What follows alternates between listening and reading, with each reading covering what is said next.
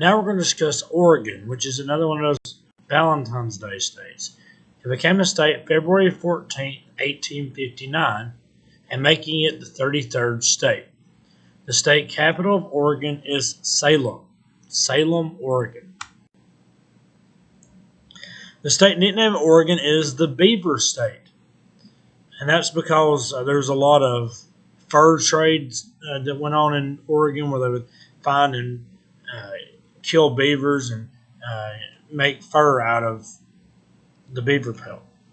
The current governor is Kate Brown, and it's known for its forest land.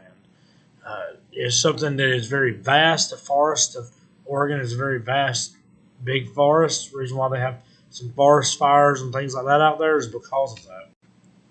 Oregon is known for being the home of a quarter of the nation's llama population, the home of Matt Groening,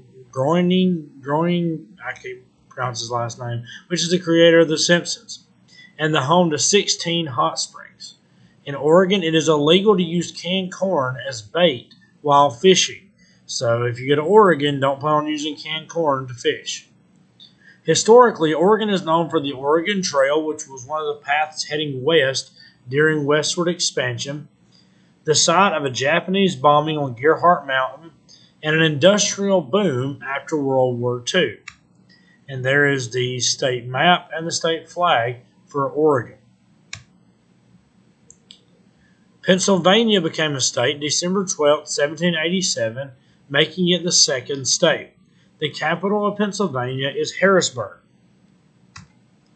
It's known as the Keystone State, and the current governor is Tom Wolfe, and it's known for being an important part of the Revolutionary War. And that's because you have places like Philadelphia in Pennsylvania that is important for the drafting of the Declaration of Independence and a number of other things. It's home to the first newspaper in the U.S., being home to the Liberty Bell, and producing steel. Pittsburgh is one of the steel capitals of the world. It's also known for being the Christmas tree capital of the world. They got a number of Christmas tree farms in Pennsylvania. It's known for being a foundation point in the creation of the United States. Once again, you have Independence Hall, that's located in Philadelphia, the Battle of Gettysburg, and the establishment of the Allegheny National Forest. Now, this is a picture of me and my son. We went to Pennsylvania, and of course, I'm a big fan of the TV show The Office, and so we had to go to Scranton, Pennsylvania, and take a picture of the Scranton sign that's on the Office introduction. Now, technically, they got it in a mall now. It's not on the side of the road. They moved it there, but that is a picture from there. This is a Gettysburg National Park. You see that this big area here, this big field, this is going to be where the fighting takes place. Some of the fighting at Gettysburg. This is a panoramic picture of one of the fields at Gettysburg where some of the fighting took place. And so you can just picture these people coming out of the woods, fighting each other in these fields, shooting at each other, just people laying all over the place. It was a very bloody area. It's reported that after the Battle of Gettysburg, the grass was just colored red from all the blood that was spilled on the ground. This is this is the location of Lincoln's address at the Gettysburg Address. He stood at the location where this monument is now and gave the Gettysburg Address. As the sign says here, the address was delivered about 300 yards from the spot along this upper cemetery drive. It's now marked by the Soldiers National Monument, which is what this is. That's Independence Hall in Philadelphia. What I love about these historical sites is that you have this old building here that's been here since the birth of our country.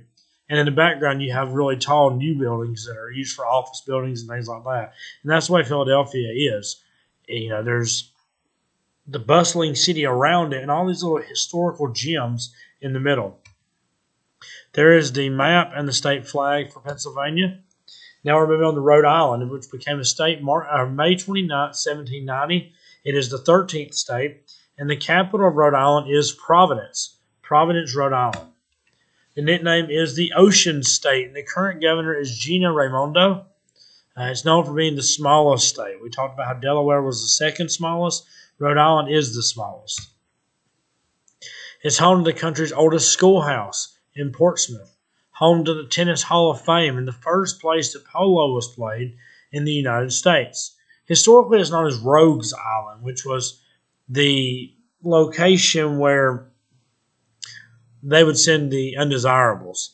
During the colonial period of America, they would send the people that were undesirable, the people that was, of different faiths than what the predominant faith was in these different colonies. They would send people that were troublemakers, the people that just didn't really fit anywhere else. They would move to this area. It was known as being a welcome area for some of the more rogue citizens of the colonies. And so it got the name Rogues Island. A tuberculosis outbreak led to a vampire scare. People thinking there was vampires that was killing all these different people. And an increase in Ku Klux Klan membership in the 20s and 30s, which is, to me, it's interesting because we think of in the 20s and 30s in the southern part of the United States, a huge increase in the Ku Klux Klan. We don't really think about it in places like Rhode Island. This is the map of Rhode Island, and there is the state flag. Now, the last state we're going to do in this video is South Carolina, which became a state May 23rd, 1788, making it the 8th state. The state capital of South Carolina is Columbia. Now, keep this in mind because a lot of people think it's Charleston, and it's not. It's Columbia. Also, keep in mind that there are other states that have, like, Charleston is the capital of, so it's easy to get it confused. The state nickname is the Palmetto State, and the current governor is Henry McMaster. And South Carolina is known for Fort Sumter, which was where the first shots of the Civil War were fired. It was still a Union base, even though it was in a Confederate state. And when the people in Fort Sumter needed supplies, Abraham Lincoln allowed supplies to be taken to them, which the South took as being hostile. That he was sending weapons and things like that. And so they fired a shot on Fort Sumter, which really started the Civil War. South Carolina is known for Charleston, as I just mentioned, beaches, and its historic locations, especially in Charleston. So much history in Charleston, South Carolina, that there's just so much historical areas in South Carolina. It's also known for Strom Thurmond, which was the oldest senator. He was over 100 when he died, but he was a senator for a very long time, all the way back to the Dixiecrats, when the Dixiecrat Party was still a thing. He was a Dixiecrat at that point. Historically, South Carolina is known for the Regulators, antebellum culture, and the Civil War. So there's a lot of Civil War history in South Carolina. And this is just a panoramic picture of Myrtle Beach. We went a few years back, and I just took this picture from our hotel room. This is a picture of Myrtle Beach. There is South Carolina. There's the map and the state flag. And that's going to lead us to the end of this video. We'll move on next into South Dakota.